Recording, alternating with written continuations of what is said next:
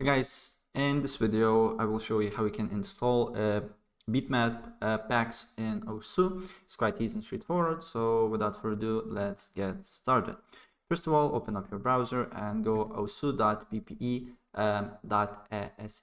and log into your OSU account here, and then press on beatmaps, and here you will see a bunch of beatmaps that you can download. So for example, let's download this one and let's save it to desktop.